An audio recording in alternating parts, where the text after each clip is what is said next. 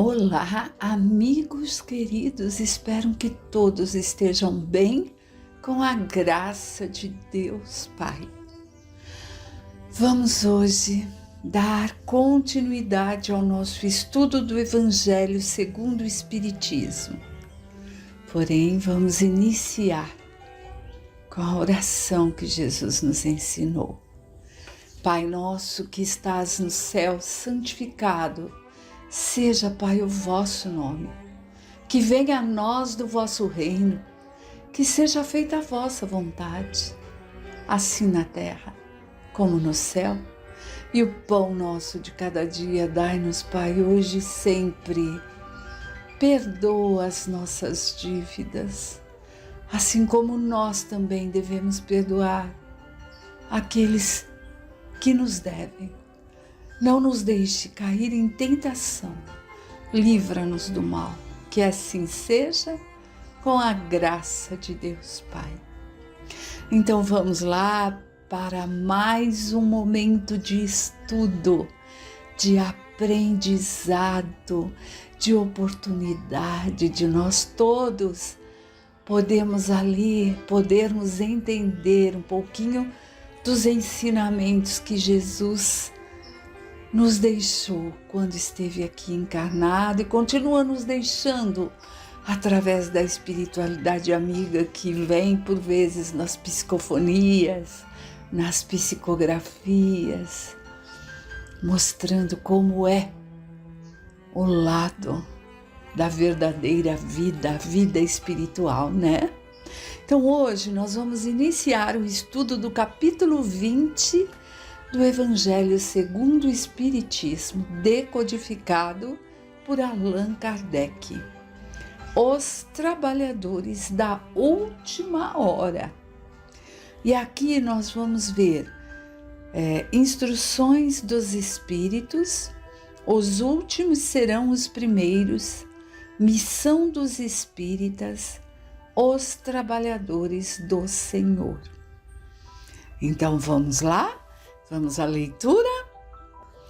Bem, então vamos primeiro pensar nesse nome desse capítulo 20, os trabalhadores da última hora. E aí, será que nos incluímos nesse capítulo? Será que também somos esses trabalhadores da última hora? Os que estamos aqui aprendendo para nos melhorarmos e auxiliarmos o planeta nesse momento de transição, de provas e expiações para a regeneração. Então vamos lá. O reino dos céus é semelhante a um pai de família que, ao romper ao dia, saiu a fim de assalariar trabalhadores para a sua vinha. Tendo combinado com os trabalhadores que eles teriam uma moeda por sua jornada de trabalho, enviou-os à vinha. Saiu ainda na 3ª hora do dia e, tendo visto outros que permaneciam na praça sem nada fazer, lhes disse: Ide também vós outros à minha vinha, e vos darei o que for razoável. E eles para lá se foram. Saiu ainda na 6ª e na 9ª hora do dia. Fez a mesma coisa.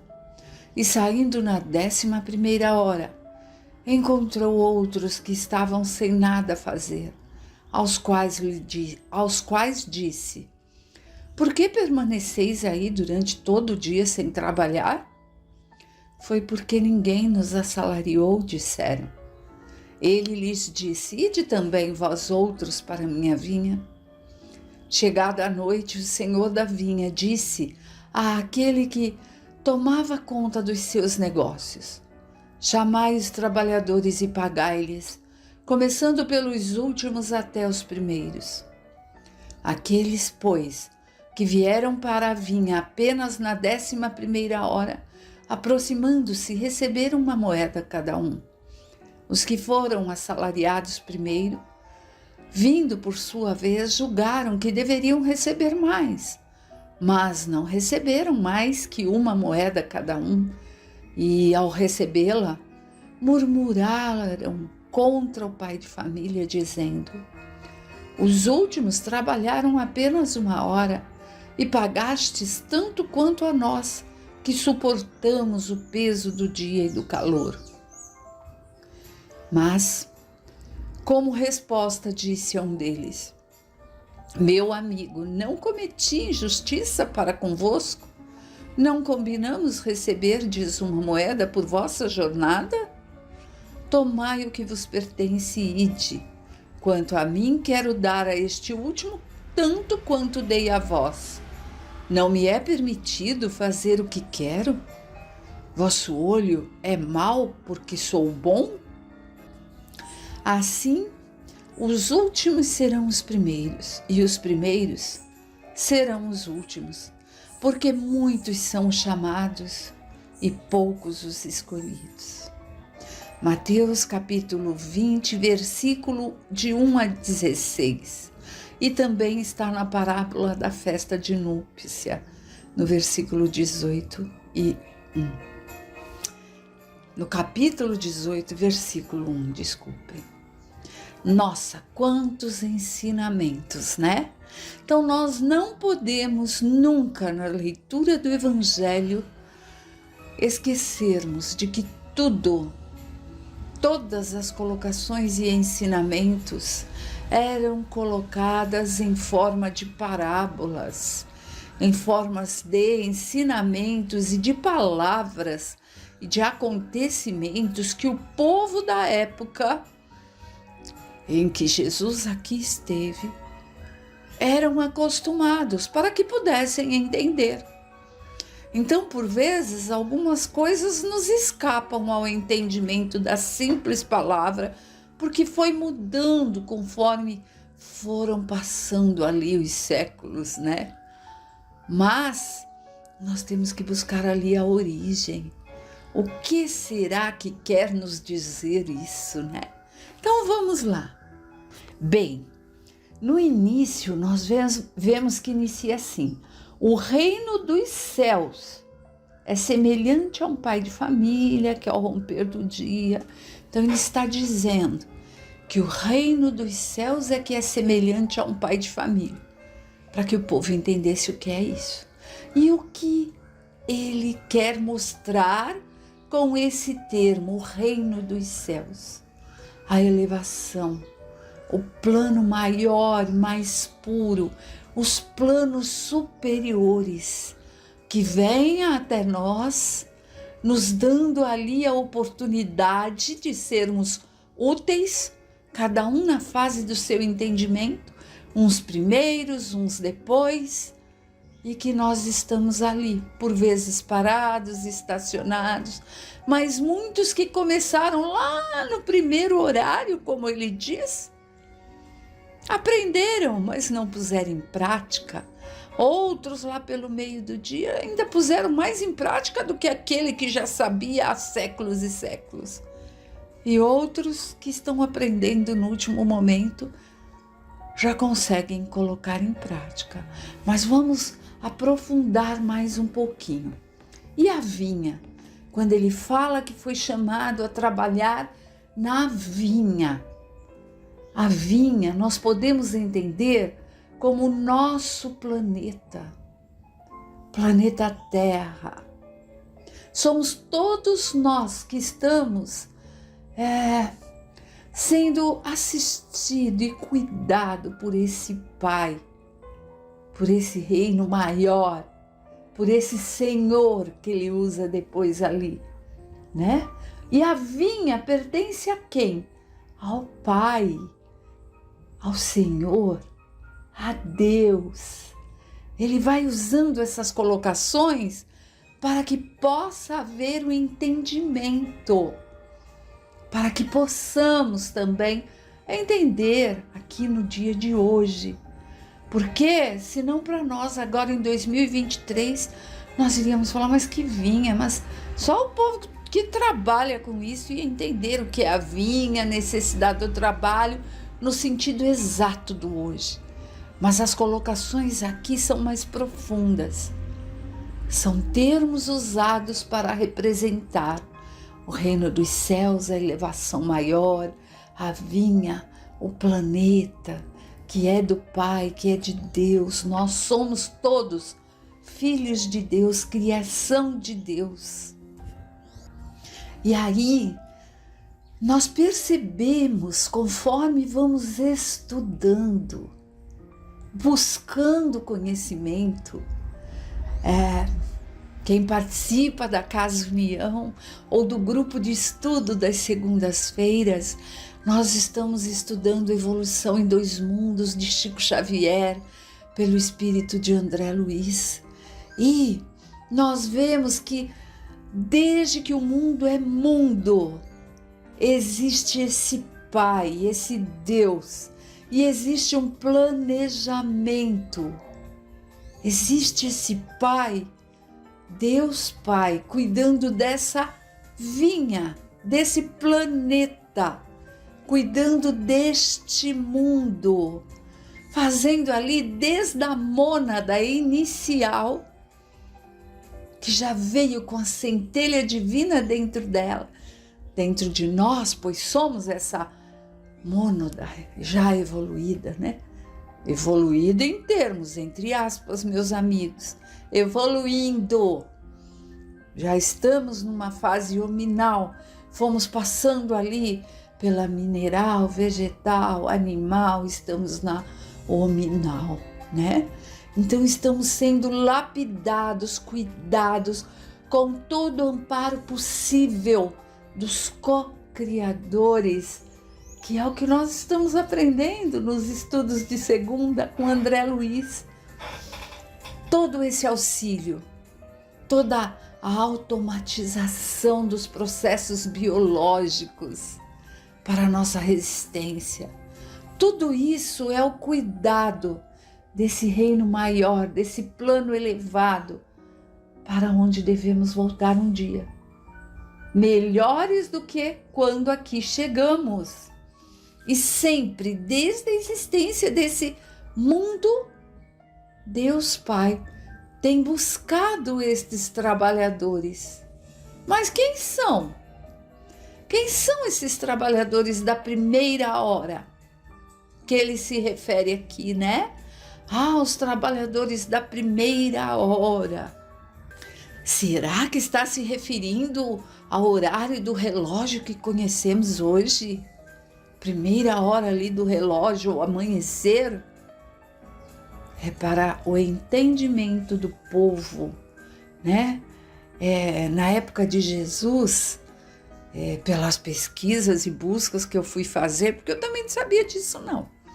6 horas da manhã era chamada a primeira hora da manhã. Ainda estava escuro, né? Começando a clarear como hoje. Dependendo da época do ano, no inverno, ainda é escuro. Quando é verão, já está mais claro. E aí, o que significa estes trabalhadores que chegaram na primeira hora, nesse começo do amanhecer? O que será que quer dizer isso? Isso quer dizer os ensinamentos que esse povo já adquiriu, esses primeiros que estavam aqui, que foi através de Moisés, de saber que existia um Deus único, porque até então o trovão, a chuva, o relâmpago, tudo era tido como sobrenatural e tido ali como se fosse um Deus, né? Então começou-se com aqueles que começaram a ter o entendimento de que havia um Deus único, né? Aí começou a clarear o dia, começou a acontecer o aprendizado. São os primeiros a serem chamados para praticar a lei de Deus, a lei que Deus Pai veio mostrando desde o início de tudo. E conforme nós fomos vendo na leitura, ele vai citando outras horas do dia, e a cada hora do dia representa ali os ciclos de aprendizado, né? Então, a primeira hora estava ali começando a amanhecer, a iluminar, a clarear, como no dia mesmo, o dia e noite que nós conhecemos. Foi ali o conhecimento desse Deus único. A vinha é a Terra, o planeta Terra. Os conhecimentos, o que são? É o que vem da vinha, são as uvas, né? As uvas. E o vinho, o que podemos entender? Porque eles falam muito no vinho, né? No catolicismo é até a representação do sangue de Cristo. Nós não temos isso. Não precisamos do sangue de Cristo, mas do amor de Cristo. Não julgando, mas só para lembrar como era tido ali como algo muito importante para as colocações dos ensinamentos. Representa o que se pode extrair de melhor de nós, aquilo que é importante, aquilo que é preciso. Então tudo tem um significado além da palavra que conhecemos nesse momento. A terceira hora do dia, mais ou menos pelas 9 horas, né? O sol está claro. São aqueles que vieram depois, já pegaram os primeiros ensinamentos com mais ênfase ali, já estão aproveitando o que esses primeiros trabalhadores realizaram.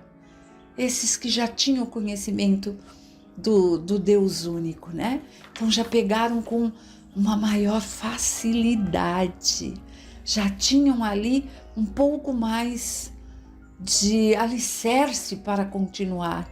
E a sexta hora? Era tido como meio-dia, o sol a todo pino, tudo iluminado, muita coisa já foi aprendida. E vieram quando os ensinamentos já estão bem claros. Os primeiros saíram das trevas e até chegarem ali ao mais iluminado. Claro que foi passando encarnações, para que tudo isso fosse acontecendo. E aquele que saiu na primeira 10ª hora? Bem, esses já estão depois de um tempo que os primeiros estavam aprendendo, mais ou menos no crepúsculo, né? No entardecer, naquele pôr do sol lindo, representam os últimos a encarnarem.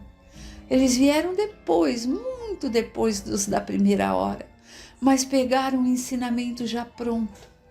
Porém, só saberiam usufruir, exemplificar se quisessem aprender. Pegaram pronto. Quem são esses, meus amigos? Será que somos nós? Eu acredito que sim, pois passamos por tudo isso, todos esses ensinamentos. Jesus cá esteve para nos ensinar e nós já temos toda a base solidificada ali, né? Solidificada em termos, porque sempre estamos aprendendo e sempre temos mais a descobrir. Cada dia que eu leio um capítulo, parece que eu estou lendo pela primeira vez, porque parece que vai vindo, né, as intuições ali, nos mostrando o que significa. Não importa quantas vezes reencarnamos para chegar até aqui, o que importa é aquilo que temos aprendido e entendido. Uns podem ter encarnado lá há mais de 2000 anos ou mais de 2000 vezes para aprender, outros 100 vezes, outros 5 vezes, e aprendeu rapidinho. A questão do tempo, das horas de trabalho, ela, no texto, ela é vista como as encarnações, quantas encarnações foram necessárias para chegar ao que temos hoje, né? E o que vemos é que muitos serão chamados, poucos os escolhidos. É assim que termina esse trechinho. Porque todos foram chamados em diferentes horas, em diferentes estágios que estamos. Pode ser que a Silvia, que tinha nascido lá umas 4, 5 encarnações atrás, tivesse nem noção do que era tudo isso. Aí, numas 2 atrás, começou a ter noção e hoje está aqui, estudando sobre o Espiritismo, que desvenda todo esse véu para que possamos entender com maior facilidade e que só agora está começando a aflorar e buscar, né, esse entendimento. O que importa aqui não é o tempo que se trabalhou, nem o quantas vezes reencarnou, mas o que importa é a qualidade do que é feito, não o tempo trabalhado. Se a gente for lembrar, lá no Nosso Lar, né, o livro também de Chico e André Luiz, tem o bônus horas, que, se eu não me engano, ele era dado a todos, mas ele era dado segundo os planos superiores de Deus, né? De acordo ali com a dedicação de cada um e da doação de cada um. Eles não eram assim, então é tipo R$1, R$5, não. Cada um segundo as suas obras.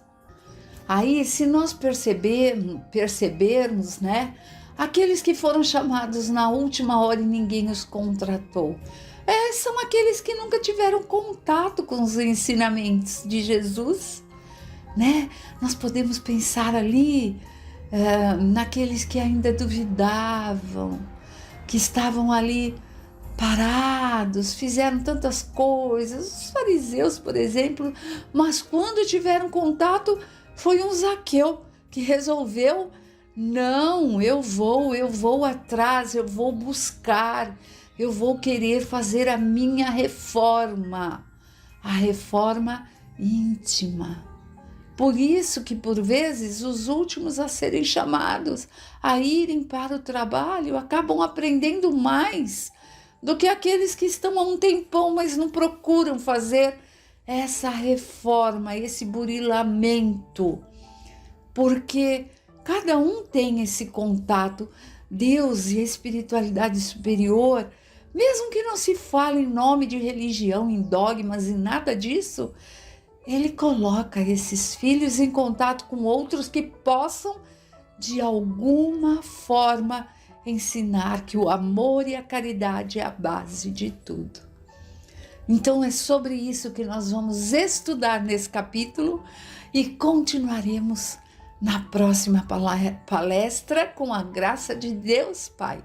Fiquem com Deus e até a próxima.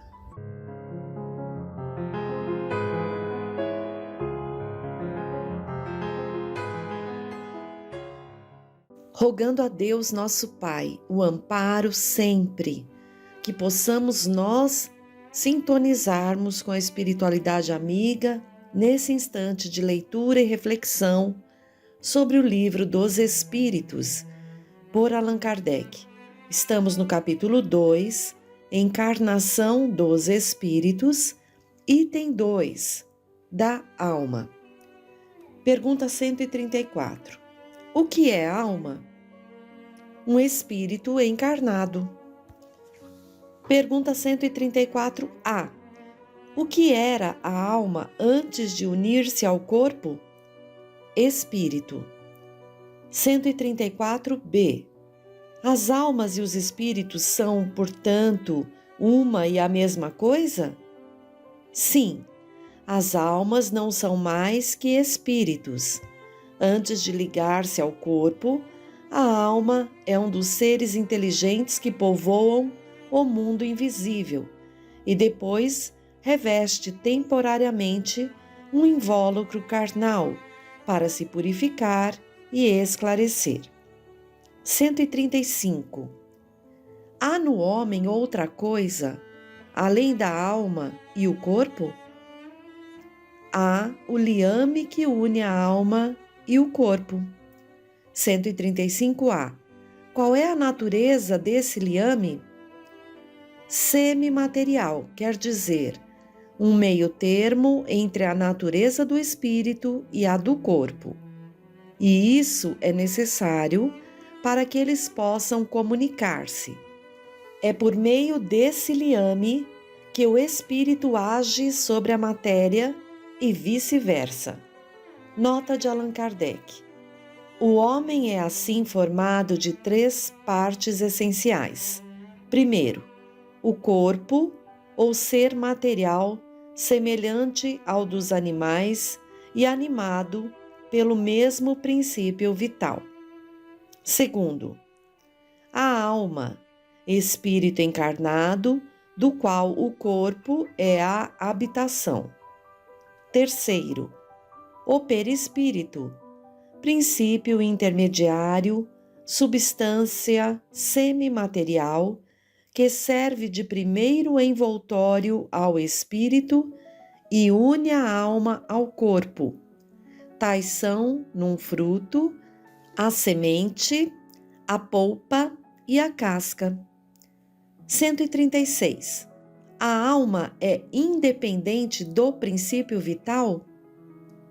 O corpo não é mais que o envoltório, sempre o repetimos. 136a. O corpo pode existir sem a alma? Sim, e não obstante, desde que o corpo deixa de viver, a alma o abandona.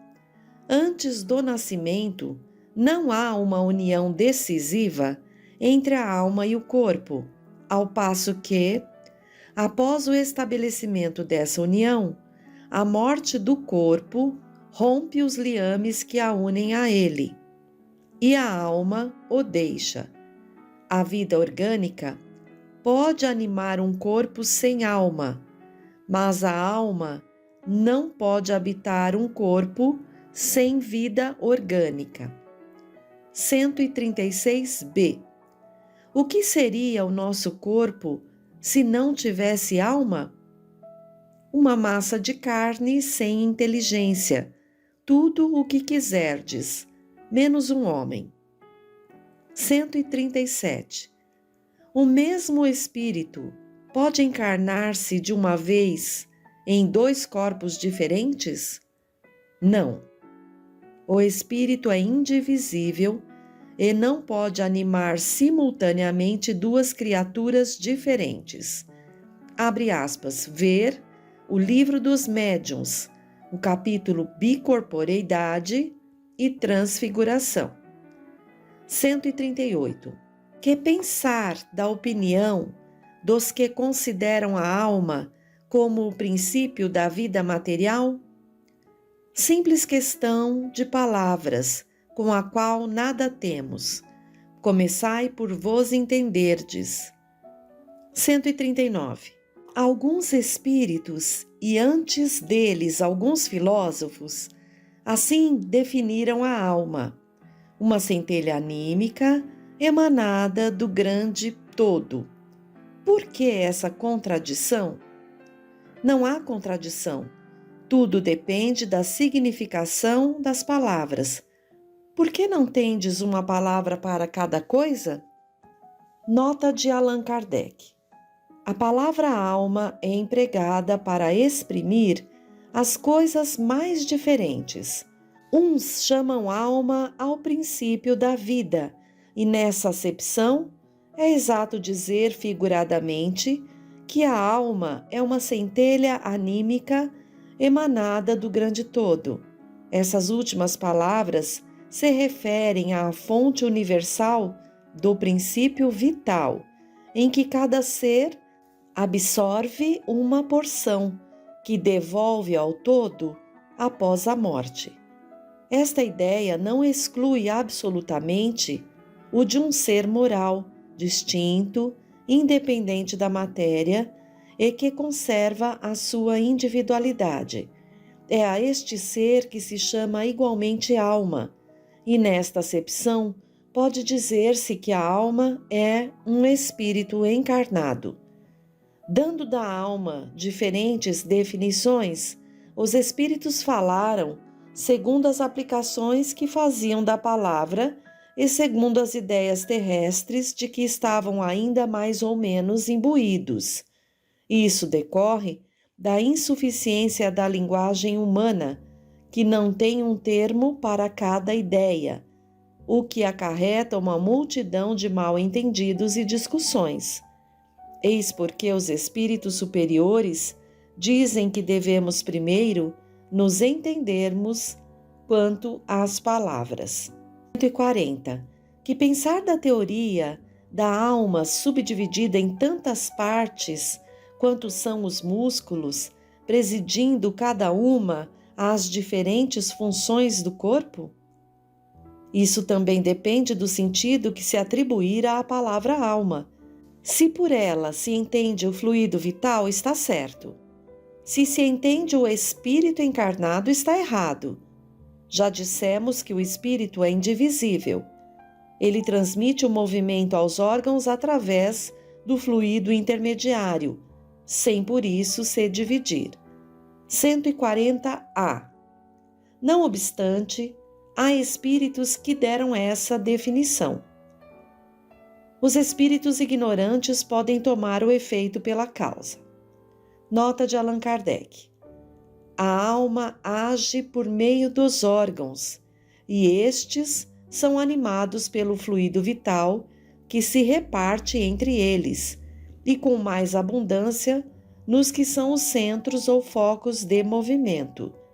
Mas essa explicação não pode aplicar-se à alma como sendo o espírito que habita o corpo durante a vida e o deixa com a morte.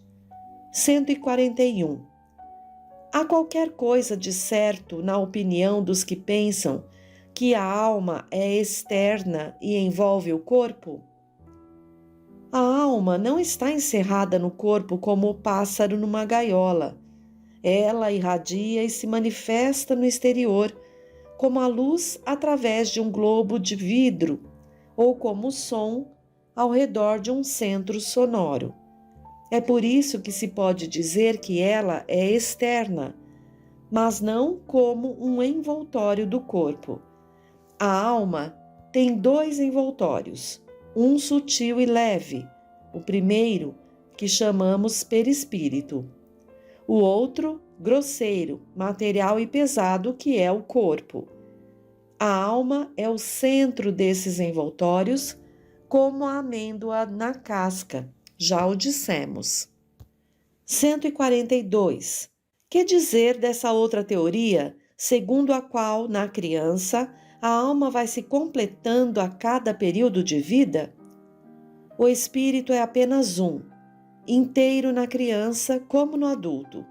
São os órgãos, instrumentos de manifestação da alma que se desenvolvem e se completam. Isto é ainda tomar o efeito pela causa. 143. Por que todos os espíritos não definem a alma da mesma maneira? Os espíritos não são todos igualmente esclarecidos sobre essas questões. Há espíritos ainda limitados, que não compreendem as coisas abstratas, como as crianças entre vós. Há também espíritos pseudo-sábios, que para se imporem, como acontece ainda entre vós, fazem rodeios de palavras. Além disso, mesmo os espíritos esclarecidos podem exprimir-se em termos diferentes, que no fundo têm o mesmo valor, sobretudo quando se trata de coisas que a vossa linguagem é incapaz de esclarecer. Há então necessidade de figuras, de comparações que tomais pela realidade. 144. Que se deve entender por alma no mundo? O princípio universal da vida e da inteligência de que nascem as individualidades. Mas os que se servem dessa expressão frequentemente não se entendem. A palavra alma tem aplicação tão elástica que cada um a interpreta de acordo com as suas fantasias. Tem-se às vezes atribuído uma alma à terra, e por ela é necessário entender o conjunto dos espíritos abnegados que dirigem as vossas ações no bom sentido, quando os escutais, e que são, de certa maneira, os lugares tenentes de Deus junto ao vosso globo. 145. Como é que tantos filósofos antigos e modernos têm longamente discutido sobre a ciência psicológica sem chegar à verdade? Esses homens eram os precursores da doutrina espírita eterna e que prepararam o caminho. Eram homens e puderam enganar-se, porque tomaram pela luz as suas próprias ideias, mas os seus mesmos erros, através dos prós e contras de suas doutrinas, servem para evidenciar a verdade. Aliás, entre esses erros se encontram grandes verdades que um estudo comparativo vos fará compreender. 146. A alma tem no corpo uma sede determinada e circunscrita? Não, mas ela se situa mais particularmente na cabeça, entre os grandes gênios e todos aqueles que usam bastante o pensamento, e no coração dos que sentem bastante, dedicando todas as suas ações à humanidade. 146a. Que pensar da opinião dos que situam a alma num centro vital? Que o espírito se encontra de preferência nessa parte do vosso organismo, que é o ponto a que se dirigem todas as sensações. Os que a situam naquilo que consideram como centro de vitalidade, a confundem com o fluido ou princípio vital. Não obstante, pode dizer-se que a sede da alma se encontra mais particularmente nos órgãos que servem para as manifestações intelectuais e morais. Bem, companheiros, então aqui Kardec, através das perguntas, e a espiritualidade superior, através das respostas, tiram as nossas dúvidas sobre a palavra alma. Embora a palavra alma e espírito possam ser sinônimas, elas não exprimem exatamente a mesma ideia. Então, verificamos aqui que através desses conhecimentos podemos refletir que a alma é o ser imaterial e individual que reside em nós e sobrevive ao corpo. Ou seja, é o espírito enquanto encarnado, pois se liga ao envoltório carnal pelo perispírito. Então, a alma é o ser criado por Deus, é o ser inteligente. A união da alma, do perispírito e do corpo material constitui o homem. A alma e o perispírito, separados do corpo, constituem o ser chamado espírito. Nas manifestações, por exemplo, a alma nunca se apresenta só, está sempre revestida do perispírito, que é o intermediário necessário para que haja essa condição de comunicação. Se pensarmos nas aparições, não é a alma que se vê, mas o perispírito, da mesma forma que quando se vê um homem, se vê o corpo, mas não se vê o pensamento desse homem, né? Vimos também que a alma não está aprisionada no corpo como um passarinho numa gaiola, né? Ela irradia e se manifesta em derredor do corpo. Nós temos ali a aura, nós temos essa atmosfera psíquica, que é a irradiação da alma, do espírito. A alma tem, então, dois envoltórios, um sutil e leve, que é o primeiro e que a gente chama de perispírito. O outro, quando encarnados, grosseiro, pesado, feito de carne e de ossos, que é o corpo. Para finalizar, companheiros, nós vamos pegar do livro Emmanuel, psicografado por Francisco Cândido Xavier, no capítulo 1, Doutrinando a Fé, o último item, aos enfraquecidos na luta.